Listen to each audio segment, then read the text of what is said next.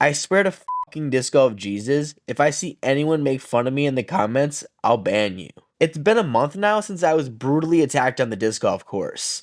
Yeah, you heard that correctly. So I'll say it again. If I see anybody even laugh in my direction, consider your ass gone. This shit was traumatizing. Every time I went to write about this horrible day, the panic attacks would start again. But just like every good content creator, I gotta sell out my mental health for views. We gotta go back to when my boy Drew felt bad that I was living out of my minivan, so we bought us an Airbnb for the week. One day we decided to check out Sunset Hills, the course the FPO play for Ledgestone. Or if that makes no sense to you, this was a disc golf course on a ball golf course. Kinda cool, but those bastards made me pay $10 to play. That's one way to immediately turn me into the Gordon Ramsay of course reviews. I should also specify, Drew and I don't play disc golf against each other for free, so lunch was on the line. Oh, and if you want to know when I get attacked, just skip to hole 3, or you could just listen to some backstory. But hey, I'm not gonna stop you. First throw showed, well, if the camera would focus, better. But as you can see, lots of long shots with fast fairways.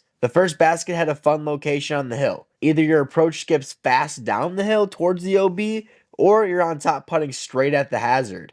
Sets your boy up perfect for the Berdogey, and gives Drew the early lead with the long putt to get it going.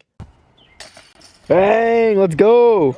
Hole 2 there were some trees, which the course did do a good job at working into the holes, but made for a pretty simple hyzer. Drew told me before the round he's a different player when he can putt with no sleeves on, and he's proven that true through these first 2 holes. Unfortunately, my putting woes were at an all-time high apparently. Woo! When hole 3 gives Drew the opportunity to pull out a hyzer with a grimace A5, he's gonna birdie. That shot intimidated me too much as I smack another one of those golf course trees. As Drew tried to put some positive vibes my way after my second shot went a bit too deep. But, well, kinda, just watch this. Think I'll beat him. Holy fuck. He's pissed. He's actually pissed, dude.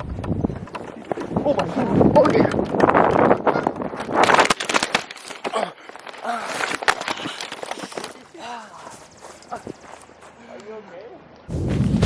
I got attacked by a fucking goose. Apparently the roped off section must have been where the eggs were, but damn, my disc wasn't even close to that. There was no need to dive bomb my fucking head, and if you're wondering why I fell, well, as I was frantically running away from a hissing goose while it's flying at me, the damn tripod went in between my legs, tripping me, allowing Aaron Gossage to catch me in a drive-by. I was able to hobble away. This after, of course, my head bounced off the ground like a basketball. Thankfully, Drew was a homie and retrieved the stuff. I'm just glad some of it was on camera, or that shit would have been for nothing. For those keeping track, the score is a lot to Drew, a little to me, and 1 point to the fucking goose. Fuck that goose, dude. The next hole, we had another encounter with one of those things, but we made sure to get out of there quickly. Just had to get Drew's disc first. Alright, the water carry on hole 5 is starting to open my eyes into liking this course. I can say that now, but at this point in the round, I didn't want anything more than to get the hell out of there. Even if I did just get back-to-back birdies. Our second animal encounter, this time with Mr. Turtle swimming right by the OB disc. It was on hole 6 when the old gentleman mowing his lawn next door let us know disc golfers were way cooler than the golfers because he never finds frisbees in his yard, but plenty of balls. I'm just hoping he meant the golf kind. Animal encounter up to 3 now with the snake that was hanging out on Drew's disc. Remember when I said this course tried to make use of as many trees as possible? I would also like to add the use of elevation, especially with the imaginary OB lines you guys can pretend are there. Makes navigating your disc on these long carries a lot harder. Don't know where Drew's disc went, but my splice approach was short. That's the only way you can hit putts like these, and that's what the girls like. Well, that's what I've been told. I can't talk to women. Wow, watching that FD fly makes me so sad. If you don't know what I mean, check out this video right here for context. And there's Drew with the big hyzer.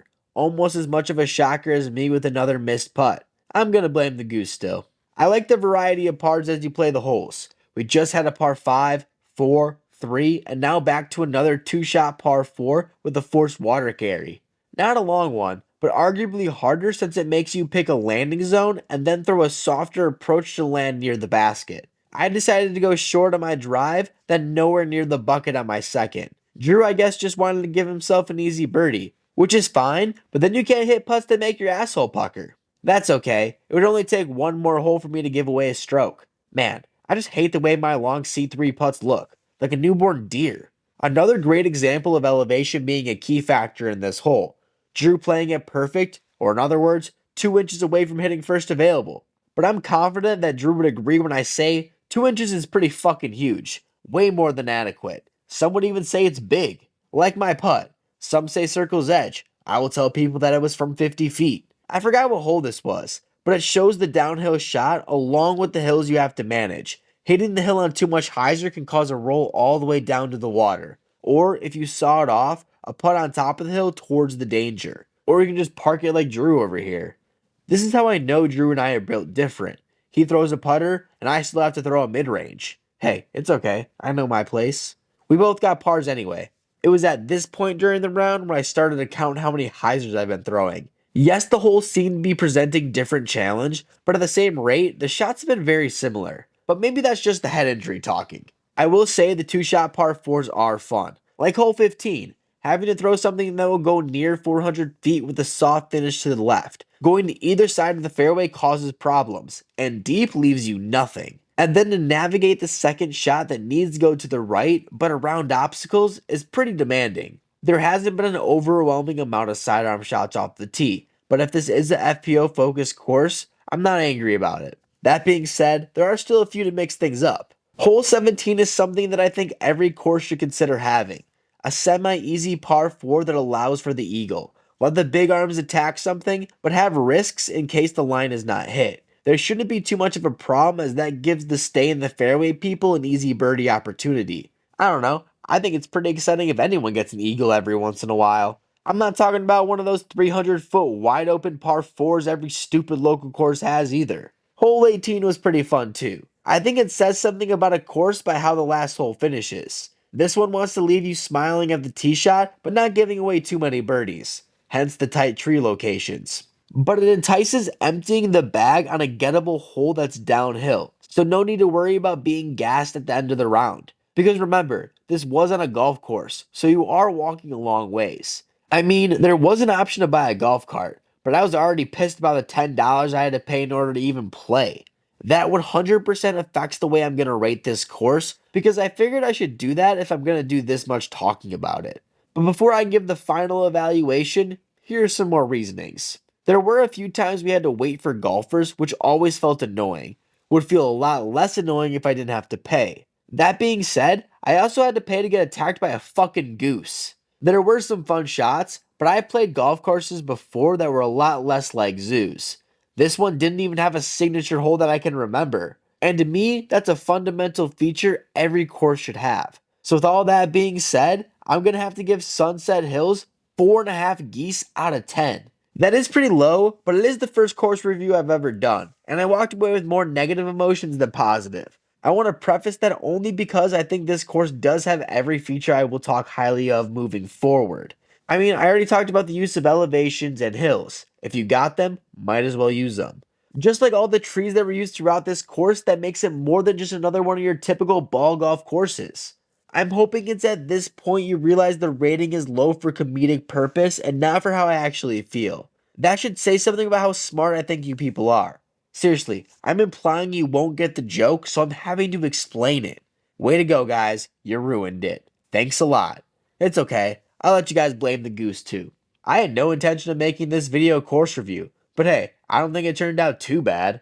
This whole video did feel a bit different than the usual stuff, so make sure to drop a like and comment if you want to see more videos like this, because then I'll do it. Low-key, it was pretty fun. And then I can go play more dope courses with Drew, who gave the course an 8 out of 10 rating, by the way. Oh yeah, and Drew did end up winning that burrito he really wanted.